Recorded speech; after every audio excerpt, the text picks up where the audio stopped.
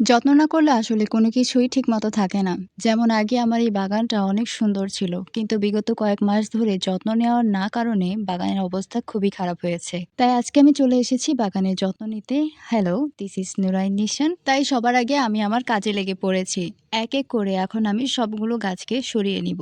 এখানে কিছু জায়গাতে গর্ত হয়ে গিয়েছে আর প্রত্যেকটা গাছের অবস্থাই খুবই খারাপ হয়ে গিয়েছে। এই যে দেখেন, আমি কাজ করলে কাজে ব্যাঘাত না দিয়ে থাকি, আমি আমার কাঠগোলাপের একটি ডাল ভেঙে ফেলেছি।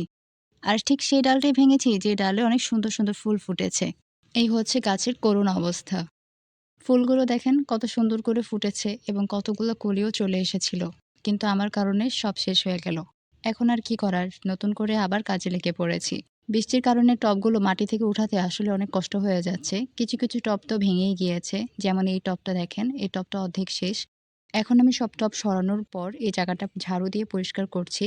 অনেক পাতা, ময়লা জমে আছে, এগুলোকে আমি আগে সরাবো। অনেকদিন পর আসলে এভাবে কাজ করতেছি। ভালোই লাগতেছে কারণ বাগান পরিষ্কার করা আমার কাছে খুবই ভালো লাগে। কারণ পরিষ্কার এবং যত্নের পরে বাগান যে ফিডব্যাকটা দেয় এটা সত্যি অনেক সুন্দর।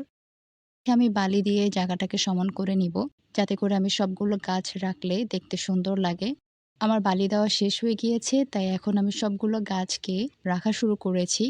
কিছু, কিছু গাছে অনেক পরগাছা জন্মিয়েছে, সেই পরগাছাগুলোকে আমি ফেলে দিচ্ছি এবং গাছগুলোকে সারিবদ্ধ করে বড় থেকে ছোট এভাবে সাজিয়ে রাখছি। যেমন এই গাছটাতে অনেক বরগাছা জন্মিয়েছে, এগুলো এখন পরিষ্কার করব। গাছগুলো যত্ন নিলে আসলে এতদিনে ফুল ফুটে যেত। এগুলো হচ্ছে রজনীগন্ধার বীজ আমাকে বলা হয়েছে। তো প্রত্যেকটা রজনীগন্ধারই পাতায় এসেছে, কিন্তু সবগুলো অযত্নের কারণে ফুল এখনো ফুটেনি। জবা ফুল আমার সত্যি অনেক ভালো লাগে। বাগানের আমার এক সাইডের কাজ করা শেষ, তাই আমি আরেক পাশে চলে এসেছি। যত্ন না নিতে পারার কারণে আমার জবা গাছের অবস্থাও খুব বেশি ভালো না। এগুলো হচ্ছে আমার পাতাবাহার গাছ। পাতাবাহার গাছ টব থেকে সরে গিয়ে মাটিতে নিজের ইচ্ছামতো বয়ে চলেছে। এগুলোকে আমি এখন উঠিয়ে কিছু টবে লাগিয়ে দিব।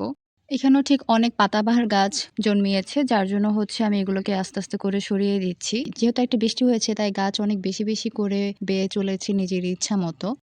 এই জায়গাটা আমি হচ্ছে বালি দিয়ে এখন আগের মতোই সমান করে নিব। কারণ এখানে কিছু, কিছু জায়গাতে অসমান আছে। বালি দিয়ে মোটামুটি সমান করে হয়ে যাওয়ার পর আমি আবার গাছগুলোকে আগের মতো করে রেখে দিব। যে গাছগুলোকে আমি অতিরিক্ত পেয়েছি বা যে গাছগুলোর অবস্থা খুব বেশি খারাপ হয়েছে, সেগুলোকে আমি নতুন করে টবে লাগাবো। সেইসব ভিডিওগুলো আমি আপনাদের সাথে পরবর্তীতে ইনশাল্লাহ শেয়ার করব।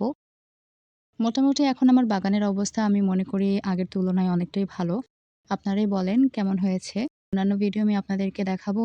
আপনারা সবাই ভালো থাকবেন। আল্লাহ হাফেজ। টাটা।